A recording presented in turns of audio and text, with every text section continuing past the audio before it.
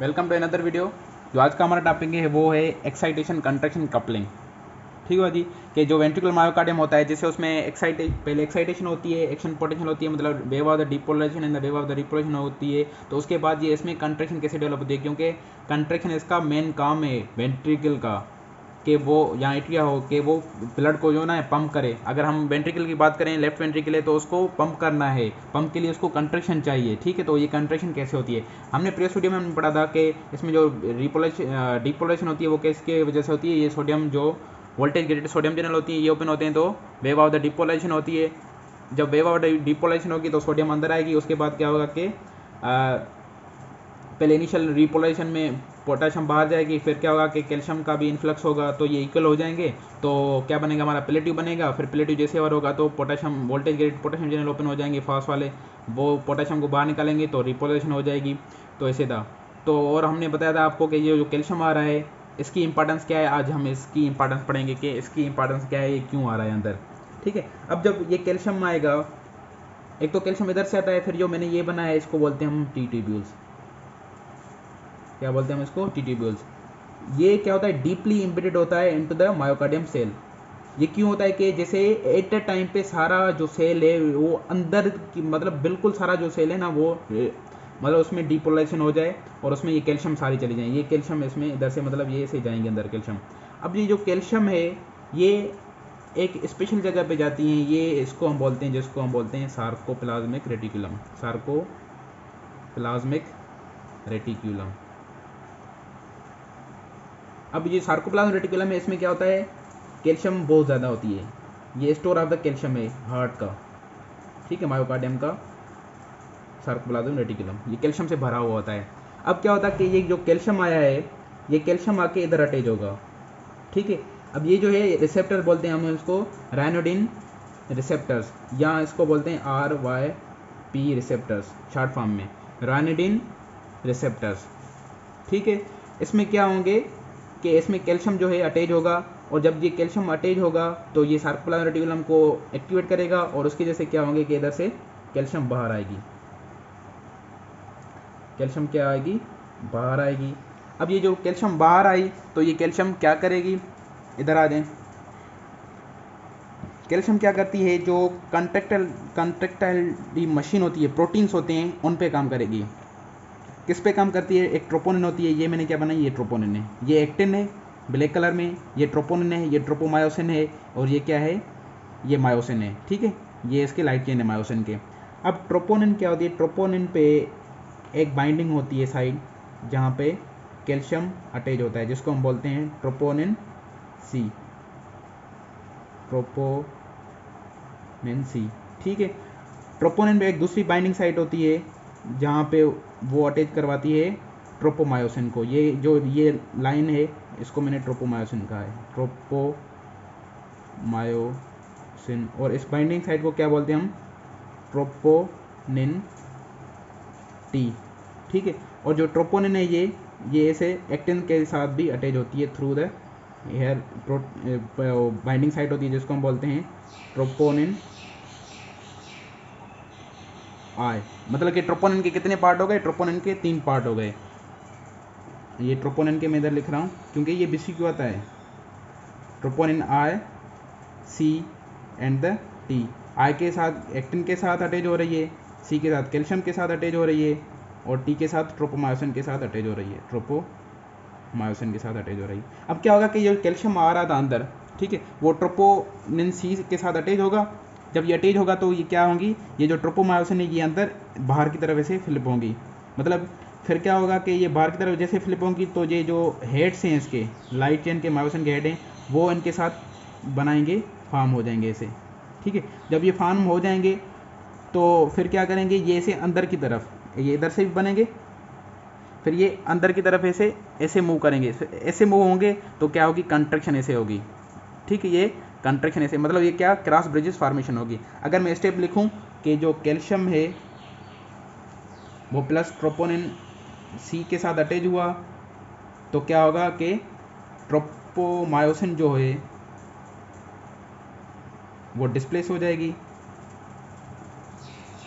फिर डिस्प्लेस हो जाएगी तो उसके बाद जो मायोसिन के हेड्स हैं मायोसिन के जो हेड्स हैं वो क्या बनाएंगे, एक्टिन के साथ मिल जाएंगे और क्या बन जाएंगी हमारी क्रॉस ब्रिजेस, क्रॉस ब्रिजेस बन जाएंगी। अब जितनी क्रॉस ब्रिजेस बनेगी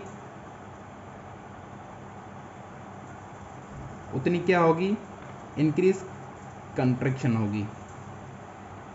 जब कंट्रैक्शन ज़्यादा होगी तो इंक्रीज ब्लड पंप होगा, मतलब कार्डिक आउटपुट इंक्रीज हो जाएगा। ये हम पढ़ेंगे कार्डिक आउटपुट, मतलब मैं अभी फिलहाल ब्लड पंप बोल रहा हूँ, ब्लड पंप इंक्रीज हो जाएगा तो ये से कंट्रैक्शन हो गई। ठीक है, हमारा क्या होगा कि एक्साइटेशन, ये एक्साइटेशन हुई, ठीक है, ये मतलब डिपोलाइज हुआ था, प्लेटिव फेज में कैल्शियम आया, ठीक है, ये कैल्शियम जाके सार्कोप्लाज्म रेटिकुलम के साथ अटैच जो ने कैल्शियम को बाहर रिलीज कराया अंदर, फिर मतलब साइटोसोल में क्या, साइटोसोल में जो कंट्रैक्टर मशीनरी है वो एक्टिवेट हो गए, उनके जैसे क्या हुआ कि कंट्रैक्शन हुई। तो हुआ क्या कि जो एक्साइटेशन आई थी, मतलब इलेक्ट्रिकल एक्टिविटी आई थी जो, उसके जैसे क्या हुई, वो कंट्रैक्शन को कपलिंग हो गई। तो ये इसको बोलते हैं हम एक्साइटेशन कंट्रैक्शन कपलिंग। ठीक है, ये सारा मैकेनिज्म था। अब और एक चीज़ रह रही है जो हमें करनी है, वेरी वेरी इंपॉर्टेंट है। अब ये जो कैल्शियम अंदर आया था, ये जो कैल्शियम इधर भी अंदर आया था और इधर से सार्कोप्लाज्म रेटिकुलम से भी अंदर बाहर आया था साइटोसोल में।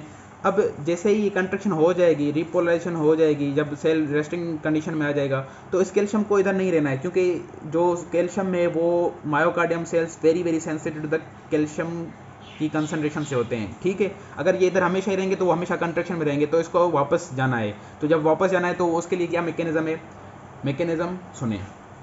अब जो बाहर से कैल्शियम आया था, एक चैनल होता है। अब बाहर से जो कैल्शियम आया था एक्स्ट्रा सेलुलर फ्लूइड से, उसको वापस एक्स्ट्रा सेलुलर फ्लूइड में जाना है। तो ये कैल्शियम जो था इधर, वो कैसे जाएगा, एक चैनल होता है जिसको हम बोलते हैं कैल्शियम सोडियम एक्सचेंजर। कैल्शियम अंदर से बाहर की तरफ आएगा, ठीक है, और जो सोडियम है वो बाहर से अंदर आएगा। ठीक है, मतलब एंटी ट्रांसपोर्ट है, एक्टिव ट्रांसपोर्ट है, क्योंकि against the concentration gradient move हो रहे हैं दोनों। तो इसको क्या बोलते हैं हम, कैल्शियम सोडियम एक्सचेंजर या एंटी ट्रांसपोर्ट बोलते हैं जो। ठीक है, एक ये मैकेनिज्म हो गया। दूसरा क्या होता है कि ये जो रेड कलर में आपको दिख रहा है चैनल, इसको हम बोलते हैं कैल्शियम एटीपीएस। क्या बोलते हैं हम, कैल्शियम एटीपीएस होते हैं। अब जो कैल्शियम एटीपीएस क्या करेंगे, जो कैल्शियम सार्कोप्लाज्म रेटिकुलम से निकला था वो सारा कैल्शियम अंदर की तरफ जाएगा और ये सारे स्टोर हो जाएंगे। तो सारी जो साइटोसोलिक कंसंट्रेशन होगी कैल्शियम की वो मेंटेन हो जाएगी और ऐसे कैल्शियम सारा वापस आ जाएगा। फिर जैसे दूसरी वेव आएगी डिपोलराइजेशन की, फिर प्लेटिव फेज आएगा, फिर कैल्शियम अंदर आएगा, फिर जो है ना मूव होगी, मतलब कंट्रैक्शन होगी, फिर ऐसे रिपोलेशन हो जाएगी, फिर ऐसे सारा। अब एक और पॉइंट, जो ये कैल्शियम अंदर आया था इसको हम बोलते हैं ट्रिगर कैल्शियम। इसको क्या बोलते हैं हम, ट्रिगर कैल्शियम, क्योंकि ये क्या करवा रहा है, ट्रिगर, ये कंट्रैक्शन को ट्रिगर करवा रहा है, ट्रिगर कैल्शियम है। ठीक है, अब आपको पता है कि जैसे कि एक और चैनल होता है हर एक सेल में जिसको हम बोलते हैं sodium potassium ATPase. Sodium potassium ATPase, उसका क्या काम होता है कि वो 3 सोडियम को बाहर निकालता है और 2 पोटेशियम को अंदर करता है। उसकी वजह से हमारी क्या होती है कि हमारी जो आयनिक ग्रेडियंट होती है वो मेंटेन होती है।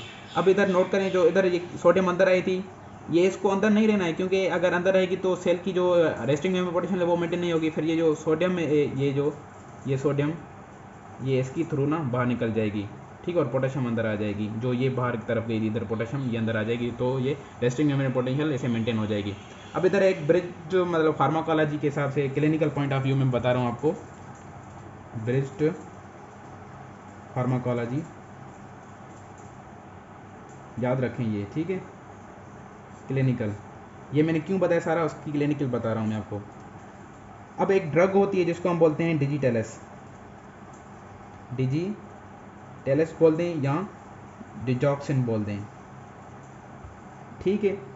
अब ये क्या करती है, ये ब्लॉकर है सोडियम पोटेशियम एटीपीएस की। अब सोडियम पोटेशियम एटीपीएस ये क्या है, ब्लॉक हो जाएगा। अब देखें ये कैसे ब्लॉक, ये ब्लॉक हो रही है, और अब इसका फंक्शन हम देखते हैं ये क्या करती है। ये ब्लॉकर है इसकी, तो ये क्या होगी कि जो सोडियम अंदर था वो बाहर नहीं आएगा, जो पोटेशियम बाहर गया था वो अंदर नहीं आएगा, तो ये क्या होगा, सोडियम अंदर अक्यूमुलेट हो जाएगा, ये सोडियम, ठीक है।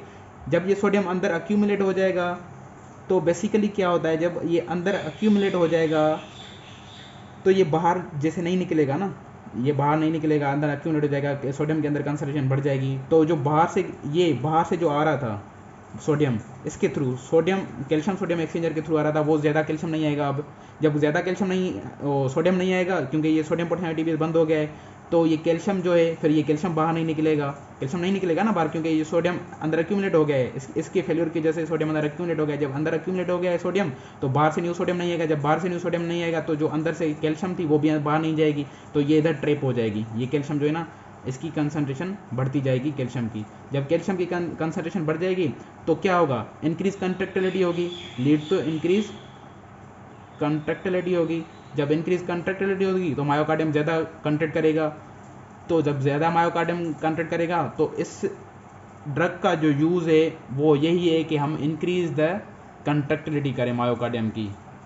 फंक्शन क्या है, टू इंक्रीज द कंट्रैक्टिलिटी, ठीक है। ये हम देते हैं इन द हार्ट फेल्यूर में। ओके जी, ये था, ये सारा मैकेनिज्म पढ़ने का ये था मकसद। इसका जो इंपॉर्टेंस है वो ये है कि डिजिटल इसका फंक्शन समझ में आ जाए, क्योंकि जो आप थर्ड ईयर में पढ़ेंगे, ठीक है। हार्ट फेल्यूर की ड्रग है ये, सोडियम पोटेशियम एटीपीएस की ब्लॉकर है। होप्सो आपको ये एक्साइटेशन कंट्रैक्शन कपलिंग समझ में आ गई होगी। ये सारा मैकेनिज्म था, आपको याद रखना है, सारा मैकेनिज्म वेरी वेरी इंपॉर्टेंट है। इंशाल्लाह जो नेक्स्ट वीडियो में हम करेंगे वो सारी इनकी जो हमें इलेक्ट्रिकल जो फिजियोलॉजी पढ़ी है उसको कंपेरिजन करेंगे, उनका डिफरेंस पढ़ेंगे कि तीनों में जो है ना डिफरेंस क्या है। फिर उसके बाद हम जो है ना दूसरी करेंगे effect of the ANS on the electrophysiology of the heart. Hopes आपको ये समझ में आ गया हो। अगर कोई भी क्वेश्चन न हो तो आप कमेंट में छोड़ दें, इंशाल्लाह आपको उसका जवाब मिल जाएगा। तब तक के लिए अल्लाह हाफिज़। अगर चैनल सब्सक्राइब नहीं किया तो चैनल को सब्सक्राइब कर दें, दोस्तों के साथ शेयर कर दें और लाइक भी दबा दें। अल्लाह हाफिज़।